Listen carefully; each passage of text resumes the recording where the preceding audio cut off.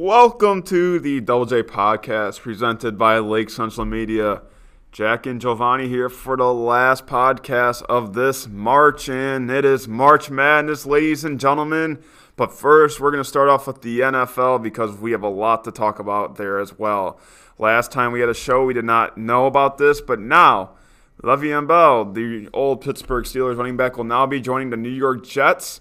The interesting thing on this one is that he is getting paid less than what he would have gotten if he would have came back to the Steelers. So the Jets kind of made some moves in the offseason. C.J. Mosley, they did sign Anthony Barr, but he did go back to Minnesota. That was crazy. Le'Veon Bell, Sam Darnold, he might be on a rising pace here and with a high pick as well. The Jets. Yes, the Jets, I think what they did here is great. I think they really did. This is a great move getting Le'Veon Bell. They're giving Sam Darnold what they gave Jared Goff, what they gave Dak Prescott. They gave Dak Prescott Ezekiel Elliott, lead running back, Todd Gurley, arguably the best running back in the league. I think this is exactly what a young quarterback like Sam Darnold needs. And Le'Veon Bell isn't just a great pass catcher, a great runner. He's also a heck of a blocker. And I think this is really a move that the Jets needed to make. C.J. Mosley bolsters that defense even more. And as long as New England's still in the division, I don't think they're going to be competing in that division. But I think the future is bright for the New York Jets. It's interesting. I don't think they're going to be, a top team for a while. Getting Bell obviously makes them better than what they were. But it's interesting to see how his ego is coming into this. We saw one Steeler leave the Steelers, and he's pretty happy right now. Antonio Brown we're talking about. Never seen him happier. Yeah, so we'll see how Le'Veon Bell is. I'm interested to see how he plays after missing a year, if he just slacked off and sat home, or how much did he train for this year. That's the question for me, if he's going to be the same Bell after, from 2 years, I guess, because, missing a year of football can make you worse than what you were, and that's my question. If he can be the Bell that was so explosive from 2 years and more years back. Well, here's the thing. You mentioned before, Le'Veon Bell did lose money. He did, yeah. From this. I think that shows me there was more of a personal problem with Pittsburgh than money. Absolutely, that's what I was. That's what's getting into my mind, just to see. Him take less money. Obviously, the money was a little part, but now we finally found out that, hey, maybe there was a personal problem in the locker room, just the reason why Antonio Brown wanted to leave. So I think there's got to be a lot of, searching around in that Pittsburgh locker room, and I think the two people you need to search is Roethlisberger and Tomlin, because those are the two main guys in that locker room, and obviously they did something to upset their two arguably best players in a long time. Well, Mike Tomlin, to me, I don't think Mike Tomlin is the greatest coach ever. But I don't think he took it serious enough. But what you have to keep in mind with Mike Tomlin is he's still a great coach. I think so many teams would kill, like the Bengals would kill to have him as their coach because he's never had a losing season in Pittsburgh, and that's something that I don't think he gets enough credit for. But to me, a lot of the blame has to go on him, and a lot of the blame has to go on Big Ben too. How many times did you see him call out AB to the media? And I think the Bengals would like a new coach that can win a playoff game as well. And the Bengals just got Vontaze Burfict too. They cut him. Yeah. Interesting. Steelers fans happy about that one, and we're talking about free agency. It's kind of died down after that hot first week, and a lot of teams made moves, a lot of trades, a lot of signs. But I think the real question is, what team truly won so far free agency? There are some players left, but most of them are gone. So which team won the free agent race so far? To me, this is tough because I think the Packers are very underrated in what they've done in free agency. They got Preston Smith and Zadarius Smith. That definitely gets their pass rush up a little bit because they need it. They really do. They need it. They have some tough quarterbacks in their division, and that's not really going to go. Kirk Cousins isn't going away. Mitchell Trubisky is on the rise now. Stafford as a slinger. And they really need someone like that. But I look at the Jets, too. Obviously, they got the superstar in Le'Veon Bell. And C.J. Mosley. And they did sign James. And imagine if Anthony Barr stayed. And they still have the number 3 pick in the draft. Exactly. Let's see. Maybe I don't know. Maybe Nick Bosa falls to 3. I'd be interesting because if he skipped, if Kyler Murray does go 1, which I think he will. It is a possibility. It is a possibility. It's a 3-way race. I put the Browns, obviously. I put the Raiders because they made moves, and then there's the Bears as well. I only like the Bears just because of the deal they got for HaHa Clinton-Dix. It was a great deal for $3.8 million.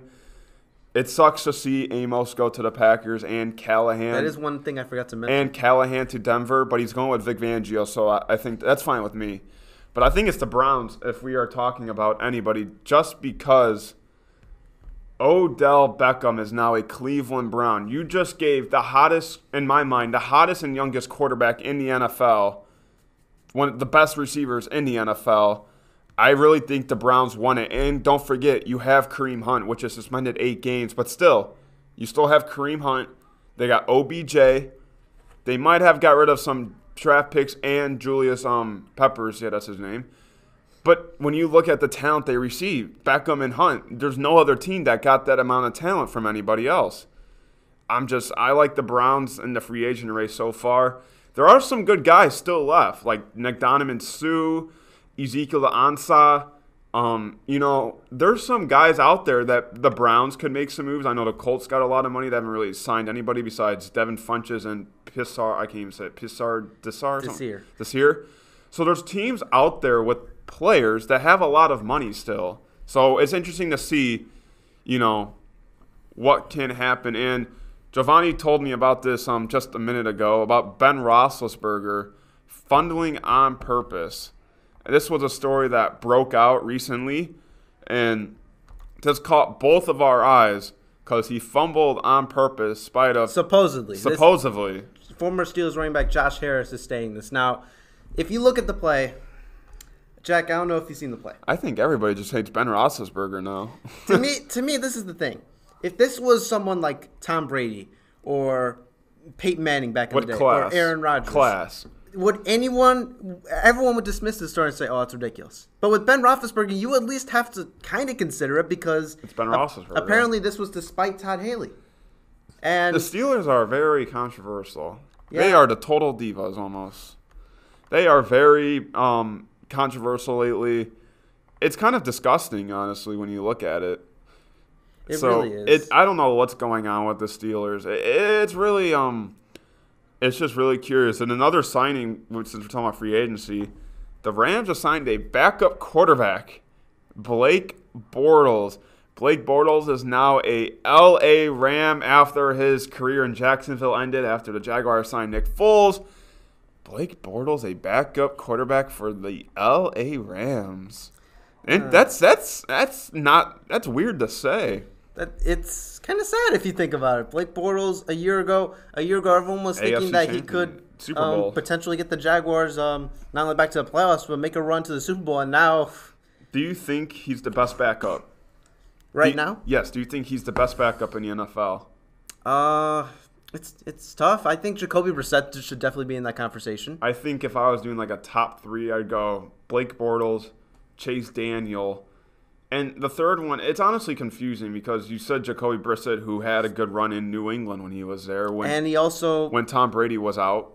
And to me, if the Colts surround him with nothing but garbage the year he was replacing Andrew Luck from weeks 2... But what was his record at that time? With the Patriots, I believe he was 1-0. I believe the one game. 1-0. Remember the game he started against Houston? Yeah, like I said, he had kind of a little spurt in New England. Does that mean he's a starter? No. No. We're not saying he's a starter. We're just saying I think the Colts might trade him this year because I think his rookie deal is coming to an end soon, and the Colts, I don't think they're going to re-sign him. I think the Chargers are now up there with Tyrod Taylor as their backup. That is true. I did forget about that. With Phillip Rivers' career ending soon, you got Tyrod Taylor, who did not have the best start to Cleveland. But, I think for backup-wise, he's good. And we were talking about it's March, and the bracket has come out, and the number 1 seeds, we have 3 ACC teams. This is the first time since, I don't know if it's 2009 or 2010, it was the Big East Conference who had 3 first seeds, number 1 seeds in the tournament. Those number 1 seeds are North Carolina, the Duke Blue Devils, overall number 1 seed, yeah, Blue Devils, and the Virginia Cavaliers.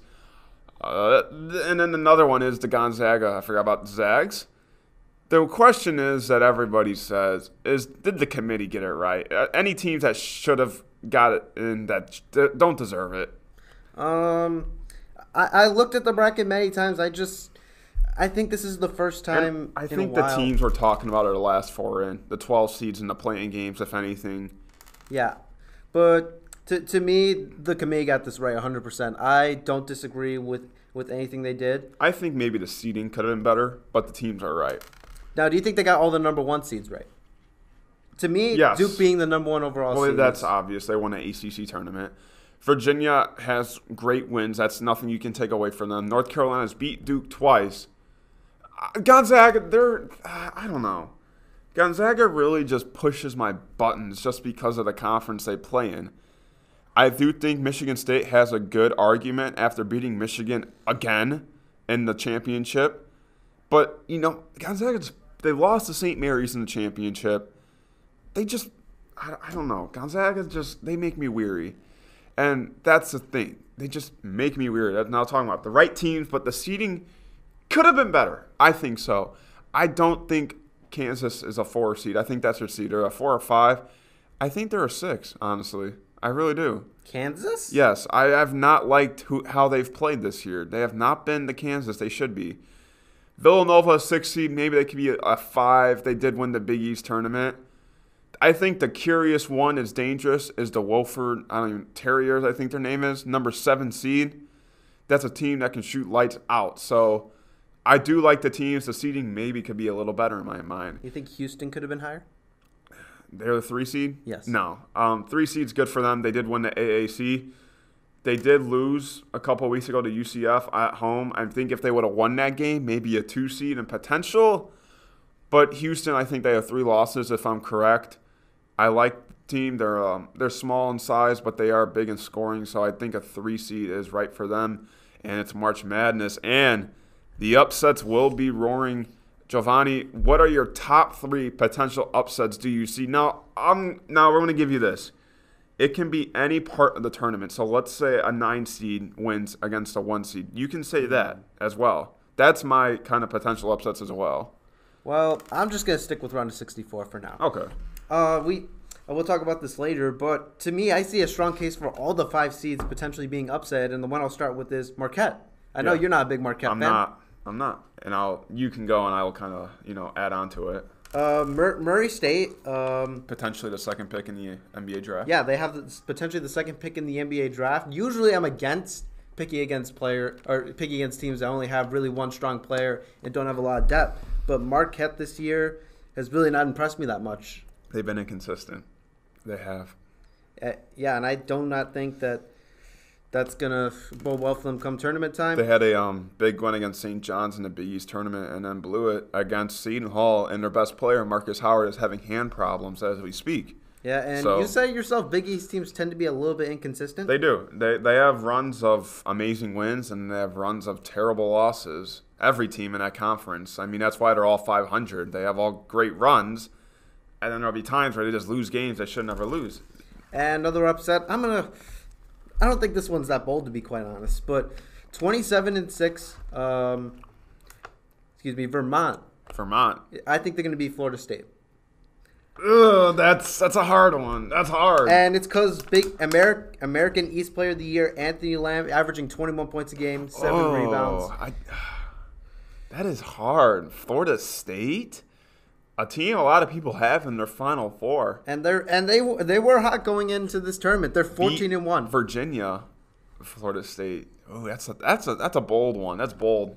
And this one, I'm known to pick against Purdue, and I said this the minute I saw this: Old Dominion over Purdue. I know Jack thinks that's ridiculous, but I know at least once or twice a year, Purdue has a tendency to choke, but I don't see this one. Once or twice, I have to pick one that no one can see coming.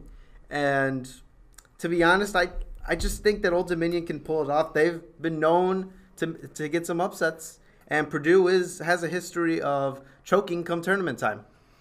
I don't know about that. That's a hard one. Well, Jack, your turn.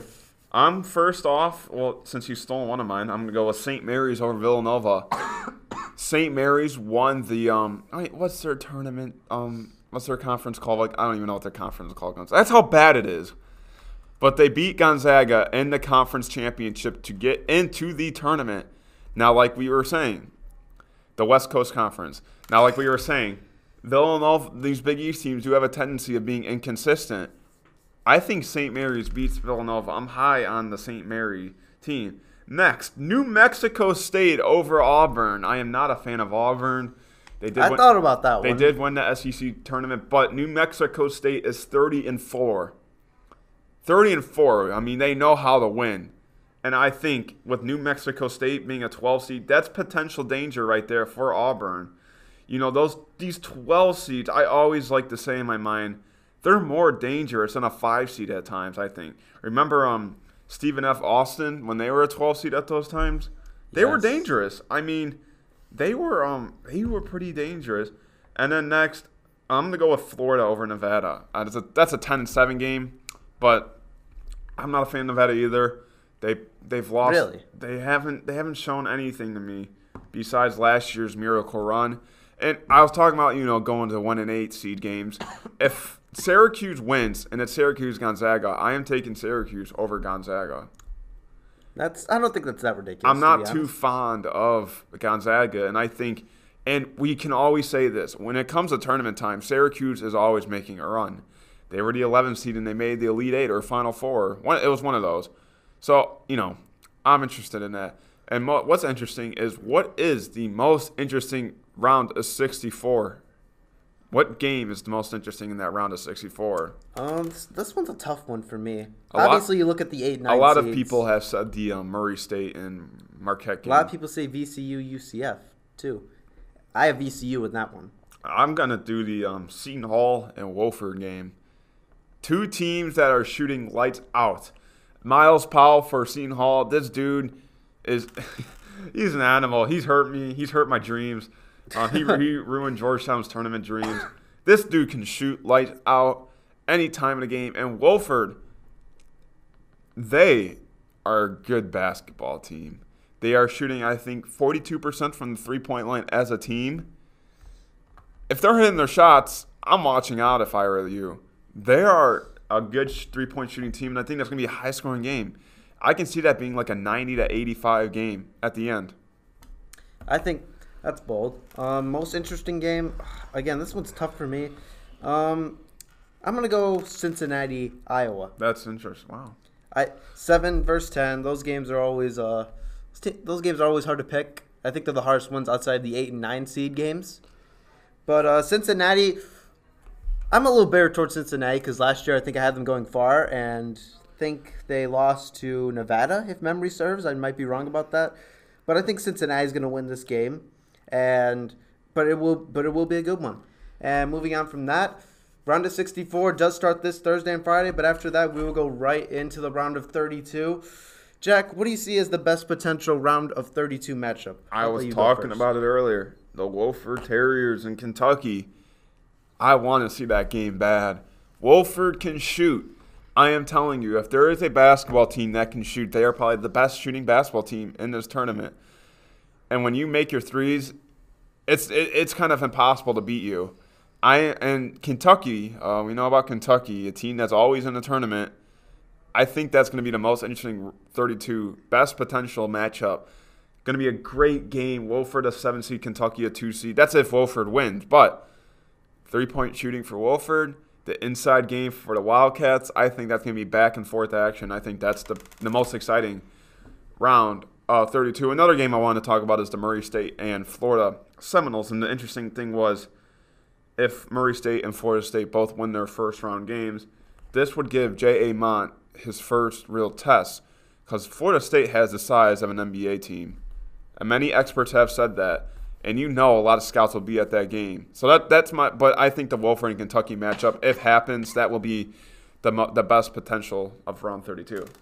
I'm going to go with Tennessee, a potential matchup. Tennessee, Cincinnati.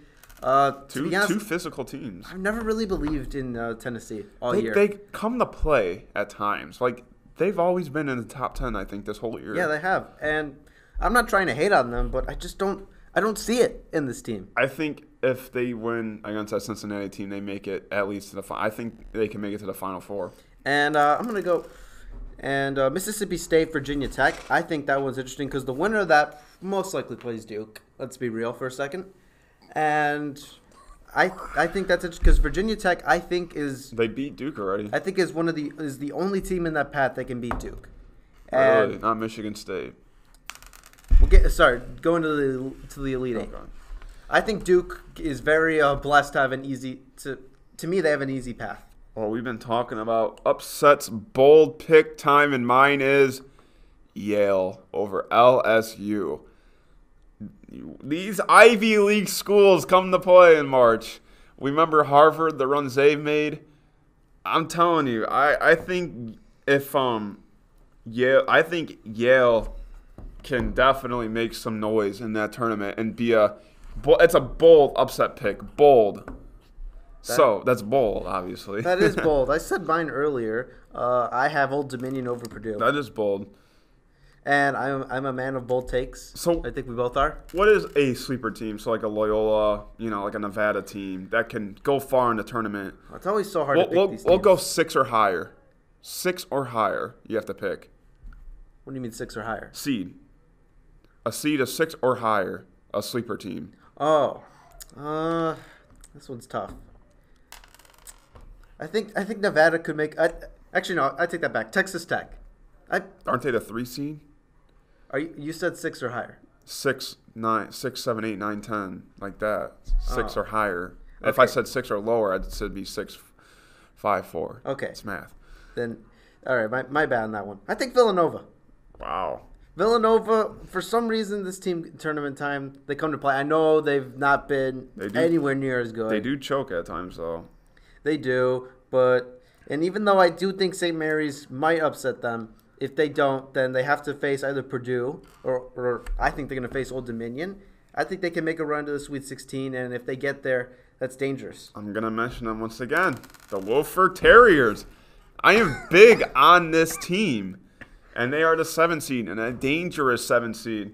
I am big on this team, so I'm telling you, this is my sleeper team. I have them in my Elite Eight as we speak, so watch out for them. To be honest, I've not finished my bracket yet, but I think I do know who my champion's going to be. Who's your champion?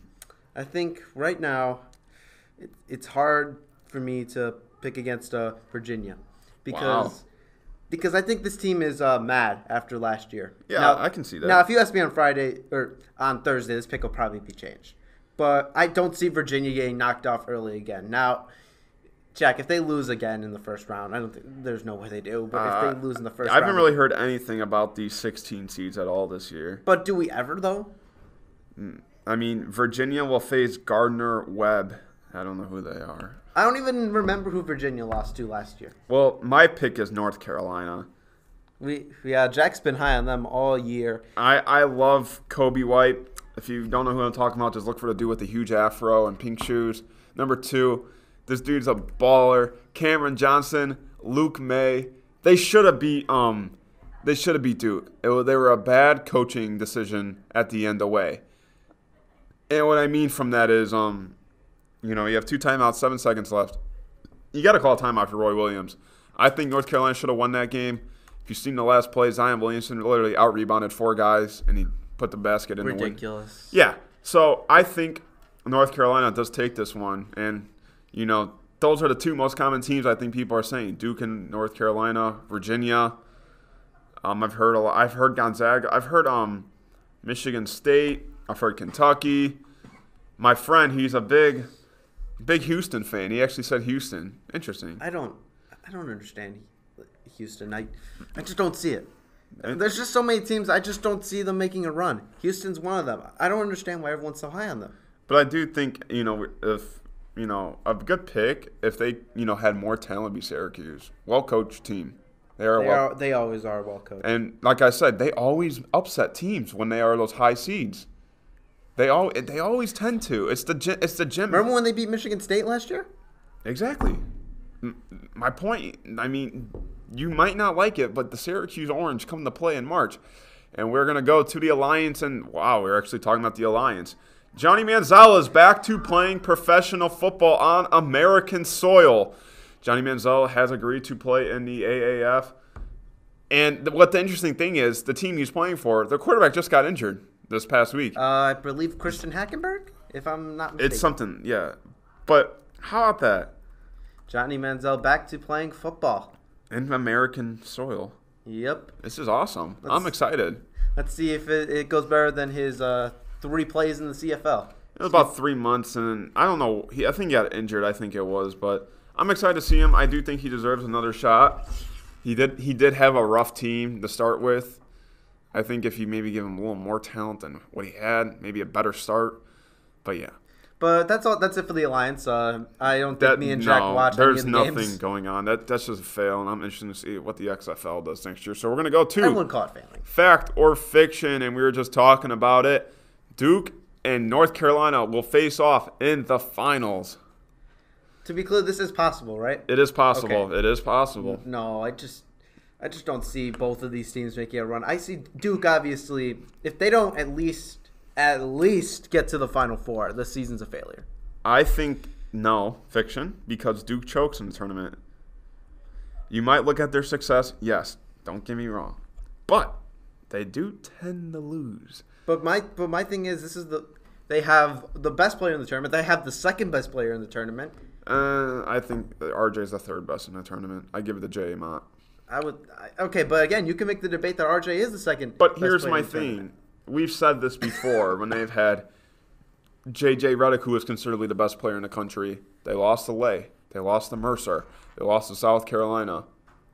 I'm just saying, at times... saying this team feels different. They just choke at times. I'm not trying to take anything away from... And the one thing I have a problem with Duke is their three-point shooting and their bench. You need to have depth and some three-point shooting. And we've seen them... On a night, yeah. And if we almost saw them lose to Wake Forest at home. And in the tournament, if another team is shooting well from 3 and you're not... Yeah, that's it. It's not like you can This is one and done. Yeah, it's not like you can come back and play another game. I mean, if another team is shooting so much better than you, say your prayers because you're going to need some shooting. That's what happened to Virginia last year. UMBC was just shooting so... And they made them. Well. And that's what happens. The road to the Final Four will go through the ACC. Now, this is possible. It would have to be Florida State, I believe, Duke, Virginia, and North Carolina. I'm just saying the more likely it would be. I'm sure there's more teams. I will be looking. But that's how it's going to probably have to look. North Carolina, you're going to have to go through Virginia as well. Then there's the Florida State, and then there's Duke. That's how it's probably going to have to be. Or Louisville. So, fact or fiction, the road to the Final Four will go through the ACC. So I go fact. Really? I can't see it. I don't know why. I just can't see all 4 teams. The ACC is just so... All 4 teams in one conference. Has that ever happened? I don't think that's ever happened before. I just couldn't see it. A 16 beats a 1 again. No, I think it's going to be a long time before that happens again. I can't see it. It happened the first time in history last year. Every 5 seed will get upset. I made a case for this earlier. Fiction. I don't think it's going to happen, but you can make a strong case for every single 12. You can make a case, but not every 5 seed. At least 2, I think, will win. I think Oregon and... I think Oregon will win. I think Oregon could win, and... I have New Mexico State, too. My 2 12 seeds are New Mexico State and Murray State. I had Murray State and Oregon. I can't pick against Auburn. Michael Jordan, at 34 years old, gets this Lakers team to the playoffs. Now, okay, I wanna go over some real quick. Lakers team. So this is a healthy Lakers team with Lonzo Ball, Brandon Ingram, and Kyle Kuzma. With everybody, right? With everybody. No. So who's missing? Okay, so Lonzo Ball. Let's pretend this. Let's pretend that after the All-Star break, Michael Jordan comes back. Okay, so you got Kuzma, Ingram. Lonzo Ball's still hurt. Yeah, he's still hurt. I say fact. I go fact. Michael Jordan, at the age of 34, played every single game in his season. 82 games. Started 82 games. He averaged about 28.7 points a game. Was an all-star. I think he does. And the big thing is he didn't miss a game. He played all 82 games, and Michael Jordan's a scorer. I mean, he's going to take over a game when he has to. He's not going to be a lazy player. Okay, calling LeBron lazy's a bit. I mean, he's throwing balls off the backboard, rolled it, pulled up for three and missed. I mean, he's definitely not cared anymore, and I think that's something you wouldn't see from Jordan. I don't think Michael Jordan leads this Lakers team to the playoffs. Now, I'm sure the first thing most people are gonna say is, well, what era is it in? Is it the era now or the you era look back at 34, he was still really good. then? Yeah, and LeBron to me is still very good. He's just been lazier than more other seasons, I guess. I think he has been lazier. You can agree with that. He has been lazier this year than any year. Just look up LeBron James defensive highlights of 2019. It's not going to actually be any highlights. He's just really. I think this not going to the playoffs is really taking a toll on his mental health. Tennessee is overrated. They're the number 2 seed. I can't see that fiction. I don't know. It's just I don't know how a team can be overrated if they stayed in the top 10 in every single poll for the whole year. I don't really know how you can consider them overrated. I don't know. To me, I just don't see this team making a run. I've never bought into this team. I'm just saying a team that's never been out of the top 10. I can't see how you call them overrated. Can't. James Harden, is now losing the MVP race. Fact or fiction? Fact. We're going to talk about this later in the show, but Giannis has been amazing after the All-Star break. He needs more recognition, and we'll give him that later. And he is leading the Bucks, who have the best record in the NBA, and I think he deserves it. I'm going to go fact on this one. I do still think he's going to win MVP. I don't know. It's going to be a close race this year. The day after Duke season ends, fact or fiction, Zion Williamson will sign the biggest shoe deal since LeBron James. Fact. I know I put this one, but I don't think it'll be right after. It'll be maybe about a month after, but he is definitely going to sign one of the biggest shoe deals since LeBron in my mind. He's going to make so much money. He is making Nike millions of dollars. What do you think they're going to call his shoes? The ZWs or something. The Zions. That's not a bad name. I mean, the Zions. The ZWs, Yeah, they're going to be right there with the KDs, the LeBrons, the Kobe's. Yeah, I mean, people use their first names, the Zions. I don't know. I like the ZWs. Like you can like the ZW10s or something like that. You know what I mean? That's a nice name to it. Zion, when he signs that contract, he will not even have played a single. He's going to buy a yacht. He's going to buy a yacht. He's going to probably make more money than me, you, and... He's going to make more money than probably the whole draft class combined. You know, I didn't think about it, but probably over their lifetime, or no, just the rookie year. Yes, that'd be a little chaotic. And we're gonna go to the NBA.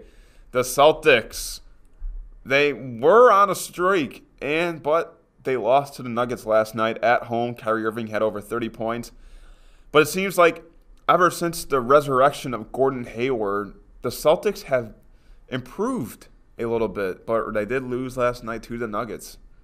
Yeah, the Celtics. I've really never given up on the Celtics all year long. I've kept hanging on that they're going to make a run, and to me, this doesn't really prove that much. No. It's not that significant, but it does show that Gordon Hayward is not a complete failure in Boston. Not complete. In Boston.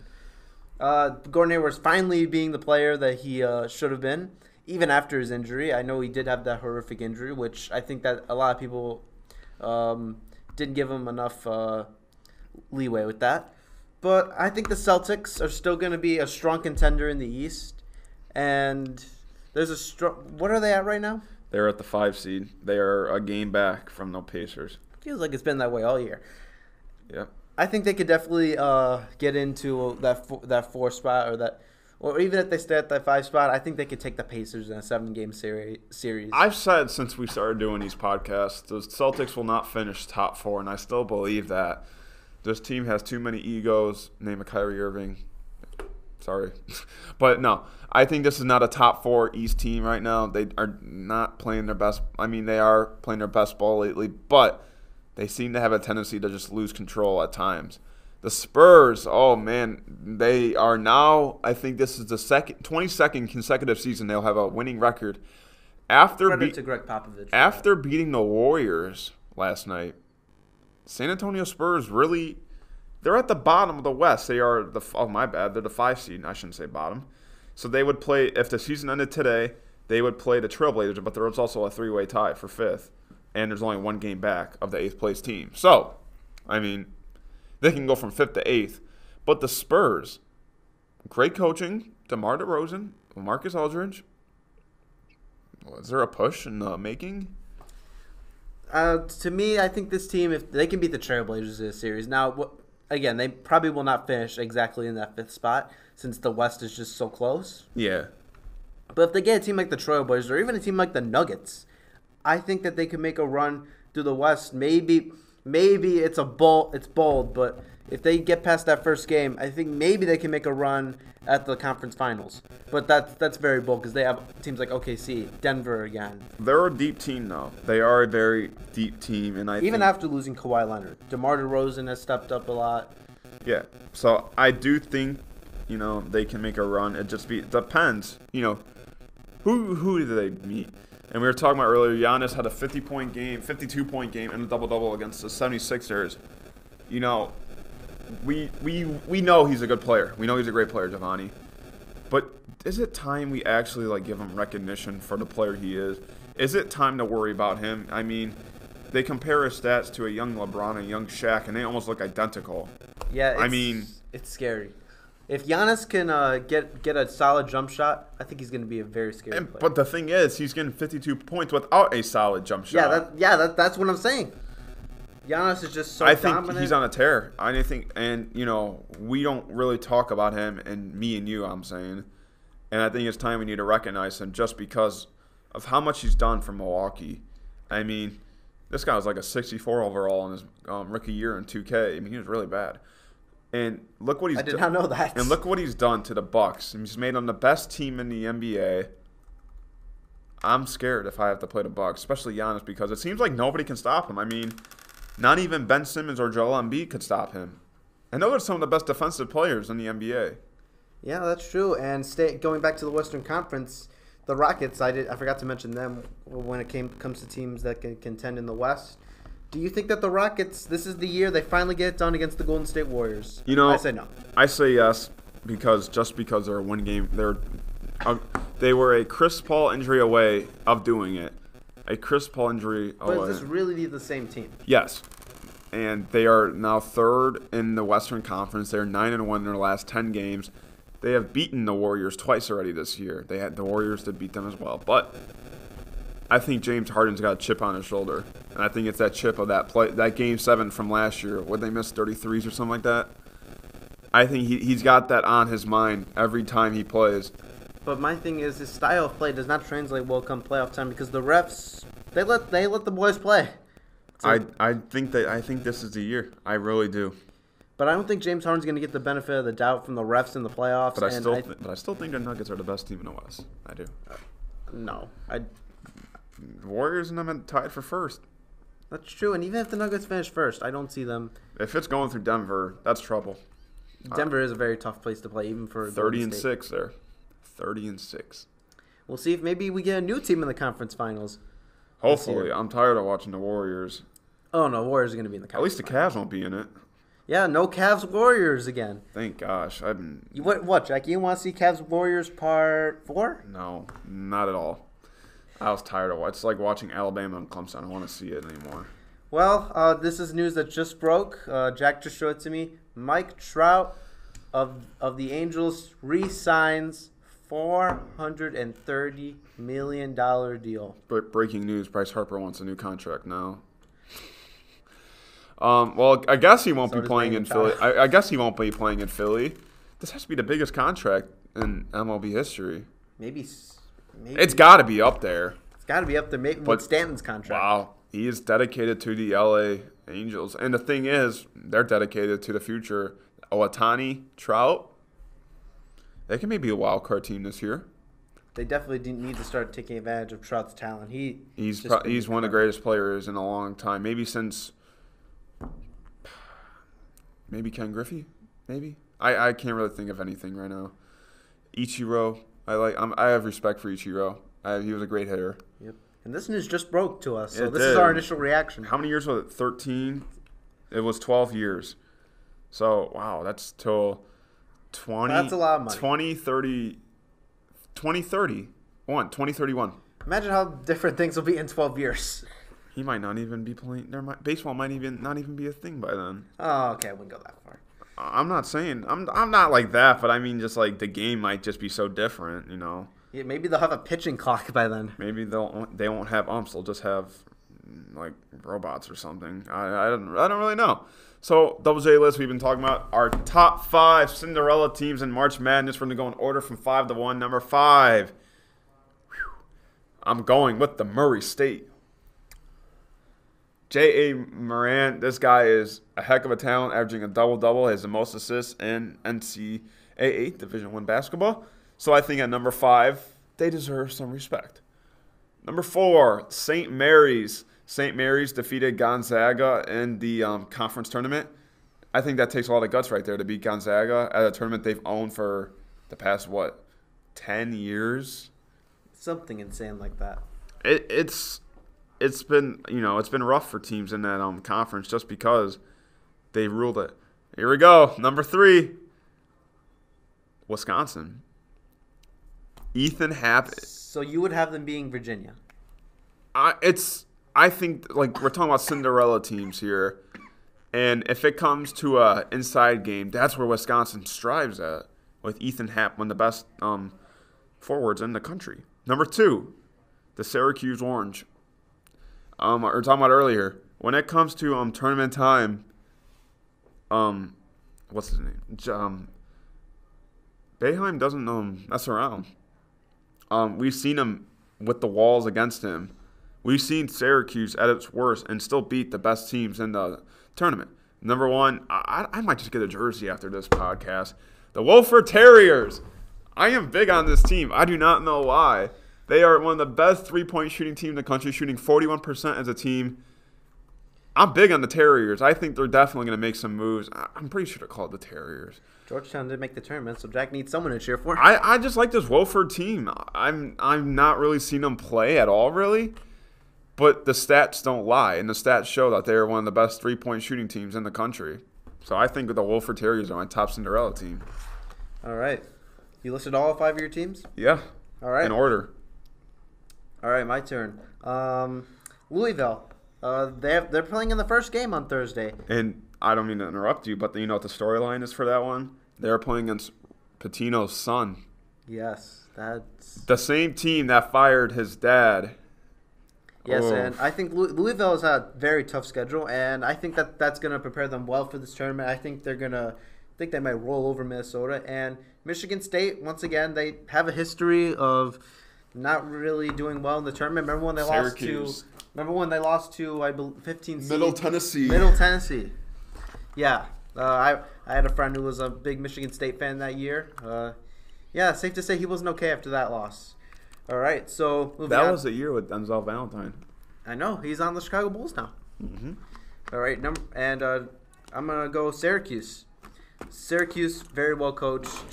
It's gonna be very tough to beat Gonzaga if, assuming Gonzaga does win that 1-16 game. And Baylor is no small matchup, but I do think that they can.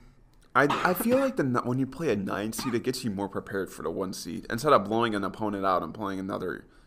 A hard opponent, Yeah, but to be honest, we don't really see. It gets you a hard opponent to play. They get ready for. That is true. And this one, from the MAC Conference, Buffalo, 31-3.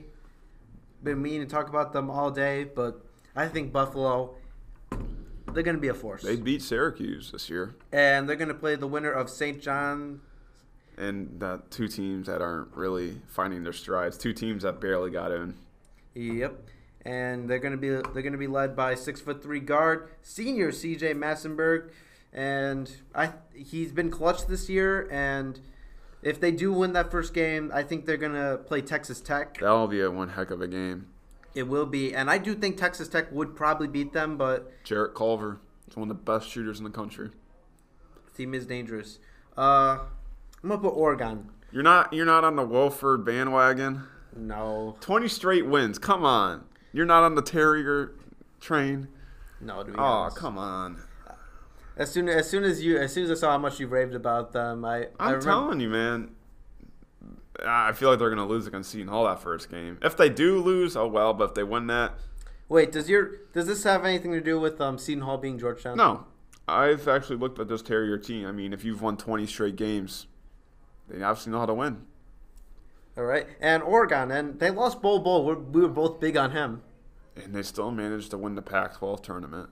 and they are one of the best defensive teams in the country, and they're going to give Wisconsin a very tough game, and ultimately, I think they're going to win. Kenny Wooten, he's one heck of a player. And then Villanova. Villanova, I know Jackson. I don't know if that's a Cinderella team because they won They it. are at 6. They won it last year though. I know, but not everyone has kind of downplayed them this year. I just think everybody's downplayed that conference. So I mean, I don't know if it's Villanova, but I don't know how you can consider them Cinderella after winning the last 3 years 2 national championships. It wouldn't be the craziest thing ever. It would be like, remember the year Syracuse? You know, we mentioned them a lot, but remember the year Syracuse? I believe they were around an 8th seed. Yeah, but still, I mean, I don't know if Villanova is considered Cinderella in my mind. All right, moving on from that. This one's tough. I want to say Wolford, but I'm telling you, they're good. The Terriers. last one. I mentioned them before. Cincinnati. I think Cincinnati puts it together this year. 28-6, and they do operate. They are at the bottom of 20 pace in the nation. They don't play fast, and maybe it won't be the most exciting of games to watch. Oh, I've actually watched one of their games against UCF. It was a long game. Yeah. It was long. And Jaron Cumberland, he's responsible for almost 25% of their points, He's a good scorer as well. and he's gonna be great. And those are my 5 Cinderella teams. It's gonna be very, very interesting week, Jack. I've actually seen Cincinnati play before last year. Live or just on Live. TV? I was in Ohio. And, in Ohio, and I'm like, hey, Dad, let's go to a Cincinnati game. And we did. And they're a good team. And I did see that Cumberland, actually. Great player, and Cincinnati can be a sleeper. They do play in the same conference as Houston UCF, so they got some nice wins on their belt. So make sure to follow us on Twitter at the Double J Podcast. Follow us on Spotify and Apple Music. Just type, like we just said, the Double J Podcast. You'll see our logo with the black, white, and blue colors in the podcast logo. This has been the Double J Podcast on March 19th. Have a good day, everybody.